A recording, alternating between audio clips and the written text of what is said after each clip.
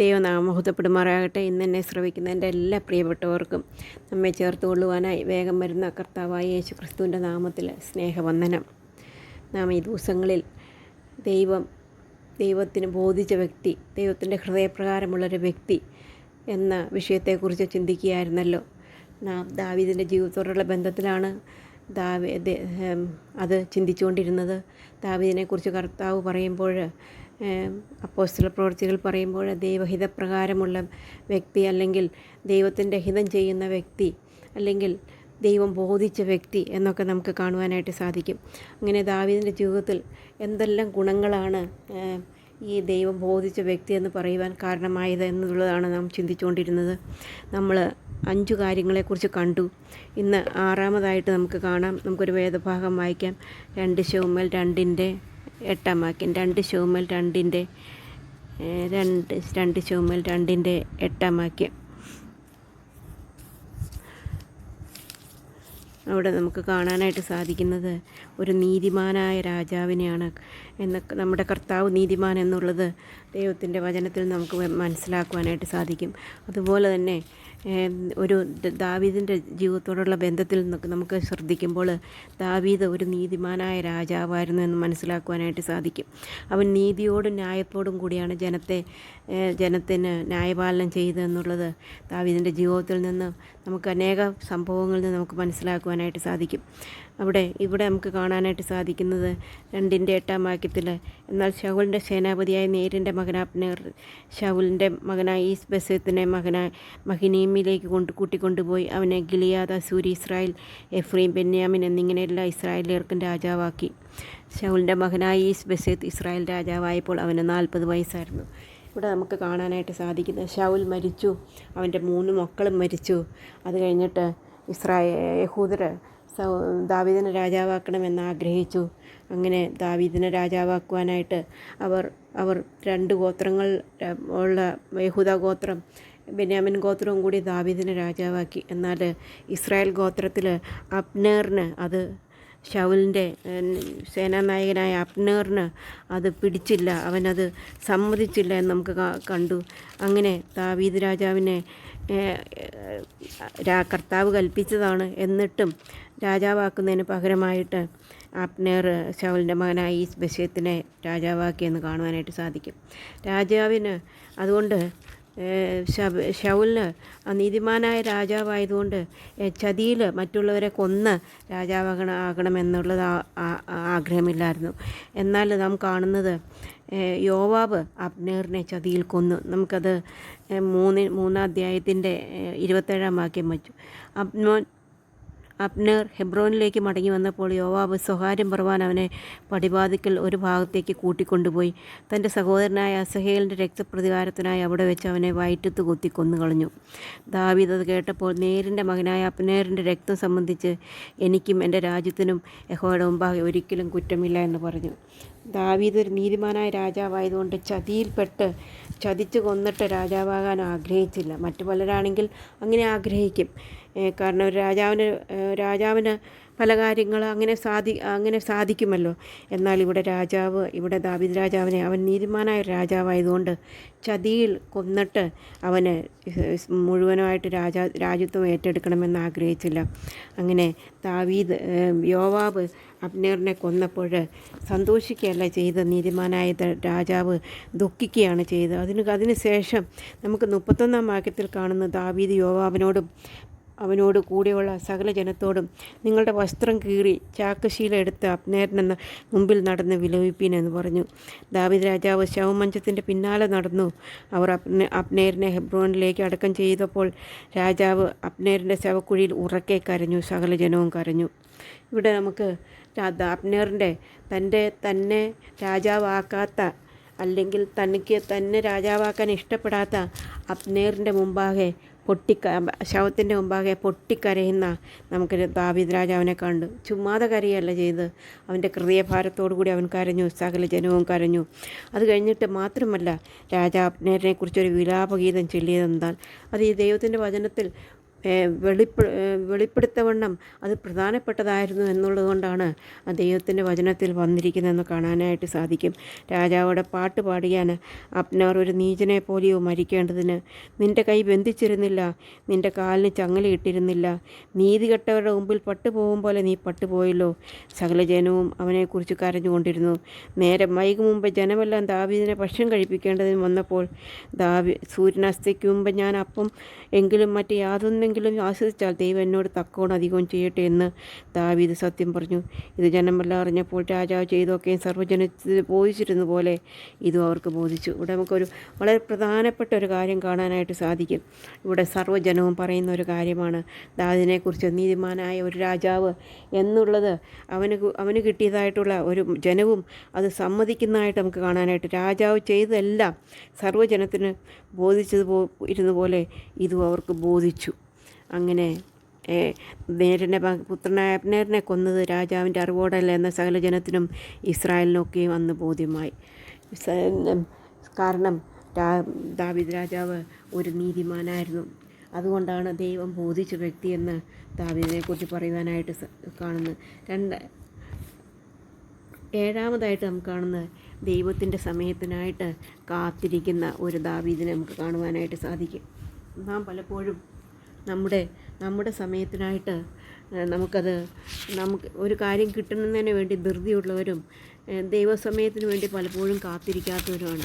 എന്നാൽ ദാവീദിൻ്റെ ജീവിതത്തോടുള്ള ബന്ധത്തിൽ നോക്കുമ്പോൾ ദൈവസമയത്തിനായി കാത്തിരിക്കുന്ന ഒരു ദാവീദിനെ നമുക്ക് കാണുവാനായിട്ട് സാധിക്കും. നമുക്ക് 1 ശമൂവേൽ 16:12 വാക്യം ഒന്ന് വായിക്കാം. 1 ശമൂവേൽ 16:12 വാക്യത്തിൽ നാം കാണുന്നത്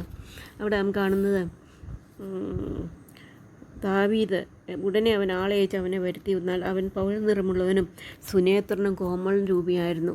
അപ്പോൾ യഹോവ എഴുന്നേറ്റ് ഇവനെ അഭിഷേകം ചെയ്തു, ഇവൻ തന്നെ ആകുന്നെന്ന് കൽപ്പിച്ചു. അങ്ങനെ ശമൂവേൽ തൈലക്കൊമ്പ് എടുത്ത് അവൻ്റെ സഹോദരന്മാരുടെ നടുവിൽ വെച്ച് അവനെ അഭിഷേകം ചെയ്തു. യഹോവയുടെ ആത്മാവ് അന്ന് മുതൽ ദാവീദിന്മേൽ വന്നു. ഇവിടെ നമുക്ക് കാണുവാനായിട്ട് സാധിക്കുന്നത് ദാവീദിനെ സകല ഇസ്രായേലിനും രാജാവായിട്ട് അഭിഷേകം ദാവീദ് ശമൂവേൽ ചെയ്തെന്ന് നമുക്ക് കാണുവാനായിട്ട് സാധിക്കും. എന്നാൽ അതറിഞ്ഞത് മുഖാന്തരമായിട്ട് ശൗൽ രാജാവ് ദാവീദിനെ ദോഷിക്കുകയും അവനെ ഉപദ്രവിക്കുവാൻ നോക്കുകയും അവനെ കൊല്ലുവാൻ നോക്കുകയൊക്കെ ചെയ്യുന്നതായിട്ട് നമുക്ക് കാണുവാനായിട്ട് സാധിക്കും. എന്നാൽ ദാവീദിനറിയാം ദാവീദ് രാജാവാകും ഒരു ദിവസം. എന്നാൽ ആ ദിവസത്തിനായിട്ട് ദൈവത്തിൻ്റെ സമയത്തിനായിട്ട് ക്ഷമയോടെ കാത്തിരിക്കുന്ന നമുക്ക് ഒരു ദാവീദിനെ നമുക്ക് കാണുവാനായിട്ട് സാധിക്കും. നമുക്ക് ഒരു വേദഭാഗവും കൂടെ വായിക്കാം. 1 ശമൂവേൽ 24 അധ്യായത്തിൻ്റെ 5 വാക്യത്തിൽ നാം കാണുന്നത് 1 ശമൂവേൽ 24:5 വാക്യത്തിൽ നാം കാണുന്നത് അവിടെ നമുക്കറിയാവുന്നൊരു കാര്യമാണ്. 1 ശമൂവേൽ അവിടെ നമുക്ക് കാണാനായിട്ട് സാധിക്കുന്നത് ദാവീദ് മരുഭൂമിയിൽ ഒളിച്ചു പാർക്കുകയാണ്. ദാവീദ് രാജാവായിട്ട് അഭിഷേകം ചെയ്തവനാണ്. എന്നാൽ അവൻ ഇന്ന് ഒളിച്ച് പാർക്കുകയാണ്. അപ്പോൾ ഒളിച്ച് പാർക്കുമ്പോൾ ദാവീദിനെ അറിയാം ദാവീദിനെ രാജാവായിട്ട് അഭിഷേകം ചെയ്താണ്. അതുകൊണ്ട് ശൗലല്ല ദാവീദാണ് ഇനി രാജാവാകേണ്ടതെന്ന് ദാവീദിന് നന്നായിട്ടറിയാം. അങ്ങനെ എന്നാൽ ശൗൽ അവനെ കൊല്ലുവാനായിട്ട് അവനെ ആദ്യം അവനെ മേലധികാരി ആക്കിയതാണ്. എന്നാൽ അതിൽ നിന്ന് അവനെയൊക്കെ മാറ്റിയിട്ട് അവനെ കൊല്ലുവാനുള്ള പ്ലാനിട്ട് നടക്കുകയാണ്. അങ്ങനെ ഇരുന്നപ്പോൾ തക്കം ഇരുന്ന സമയത്താണ് ശൗലിനെ ദാവീദിൻ്റെ മുമ്പിൽ കിട്ടിയതെന്ന് നമുക്ക് കാണുവാനായിട്ട് സാധിക്കും. അപ്പോൾ സാധാരണ ഒരു വ്യക്തിയായിരുന്നെങ്കിൽ ഉടനെ തന്നെ ശൗലിനെ കൊന്ന് രാജാവായേനെ. എന്നാൽ ദാവീദ് ദൈവഭക്തനായതുകൊണ്ട് ദൈവം ബോധിച്ച വ്യക്തിയായതുകൊണ്ട് വളരെ ക്ഷമയോടുകൂടി കാത്തിരിക്കുന്നതായിട്ട് നമുക്ക് കാണാനായിട്ട് സാധിക്കും. 1 ശമൂവേൽ 24:4 വാക്യത്തിൽ ദാവീദിൻ്റെ ആളുകൾ അവനോട് അവിടെ നമുക്ക് കാണുവാനായിട്ട് സാധിക്കുന്നത്, അപ്പോൾ ശൗൽ എല്ലാ ഇസ്രായേലിൽ നിന്നും തിരഞ്ഞെടുത്തിരുന്ന 3000 പേരെ കൂട്ടിക്കൊണ്ട് ദാവീദിനെയും അവൻ്റെ ആളുകളെയും തിരയുവാൻ കാട്ടാളിൻ പാറകളിൽ ചെന്നു. അവൻ വഴികേറിയുള്ള ആട്ടിൻ തൊഴുത്തിങ്കിലെത്തി. അവിടെ ഒരു ഗുഹയുണ്ടായിരുന്നു. ശൗൽ കാൽമടക്കത്തിന് അതിൽ കടന്നു. എന്നാൽ ദാവീദും അവൻ്റെ ആളുകളും ഗുഹയുടെ ഉള്ളിൽ പാർത്തിരുന്നു. ദാവീദിൻ്റെ ആളുകൾ അവനോട്, ഞാൻ നിൻ്റെ ശത്രുവിനെ നിൻ്റെ കയ്യിൽ ഏൽപ്പിക്കും, നിനക്ക് ബോധിച്ചതുപോലെ അവനോട് ചെയ്യാം എന്ന് യഹോവ നിന്നോട് അരുളി ചെയ്ത ദിവസം ഇതാ എന്ന് പറഞ്ഞു. അപ്പോൾ ദാവീദ് എഴുന്നേറ്റ് ശൗലിൻ്റെ മേലങ്കിയുടെ അറ്റം പതുക്കെ മുറിച്ചെടുത്തു. ശൗലിൻ്റെ വസ്ത്രാഗ്രം മുറിച്ച് കളഞ്ഞുകൊണ്ട് പിന്നത്തേതിൽ ദാവീദിൻ്റെ മനസ്സാക്ഷി കുത്തിത്തുടങ്ങി.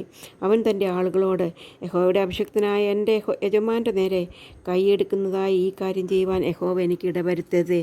അവൻ യഹോവയുടെ അഭിഷിക്തനല്ലോ എന്ന് പറഞ്ഞു. ഇങ്ങനെ ദാവീദ് തൻ്റെ ആളുകളെ ശാസിച്ചമർത്തി ശൗലിനെ ദ്രോഹിപ്പാൻ അവരെ അനുവദിച്ചതുമില്ല. ശൗൽ ഗുഹയിൽ നിന്ന് എഴുന്നേറ്റ് തൻ്റെ വഴിക്ക് പോയി. ഇവിടെ നാം ആണെങ്കിൽ വിചാരിക്കും, ദൈവം കൊണ്ടുവന്ന് മുമ്പിൽ എത്തിച്ചു, ദൈവം തന്നതാണ്, ഒരു ചാൻസാണ്. ഈ ശൗലിനെ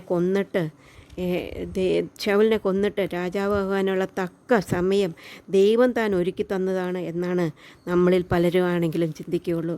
എന്നാൽ ദൈവത്തിൻ്റെ ഹൃദയപ്രകാരം ദൈവത്തിൻ്റെ ഹിതം ചെയ്യുന്ന ദാവീദിന് ഒരു കാര്യം മനസ്സിലായി, ദൈവത്തിൻ്റെ സമയത്തിനായിട്ട് കാത്തിരിക്കണമെന്നുള്ളത്. അതുകൊണ്ട് അവൻ തൻ്റെ കയ്യിൽ കിട്ടിയ ശത്രുവിനെ കൊന്നില്ല എന്ന് മാത്രമല്ല, അവൻ്റെ വസ്ത്രത്തിൻ്റെ ഒരഗ്രം ഖണ്ഡിച്ചത് മുഖാന്തരമായിട്ട് അവൻ്റെ ഹൃദയം കുത്തി എന്നാണ് നാം കാണിച്ചത്. അതാണ് ദാവീദ് രാജാവെന്ന് മനസ്സിലാക്കുവാനായിട്ട് സാധിക്കും.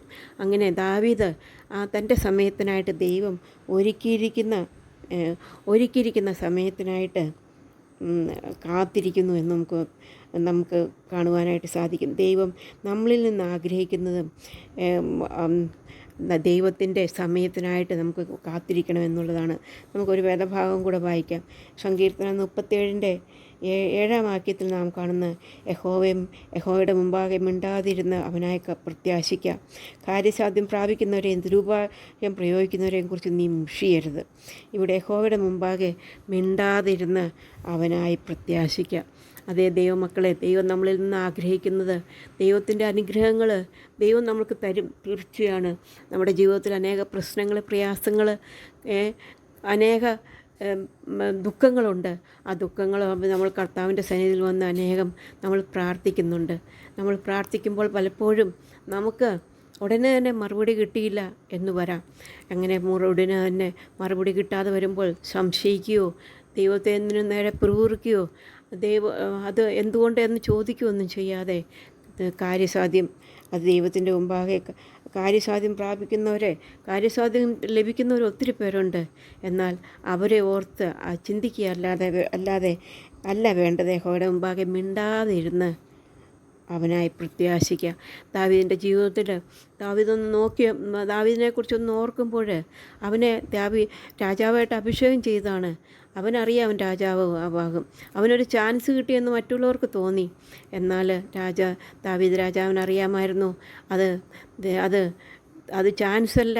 ദൈവത്തിൻ്റെ സമയത്ത് ദൈവം എന്നെ രാജാവായിട്ട് അഭിഷേകം ചെയ്തെങ്കിൽ ദൈവം രാജാവാക്കും.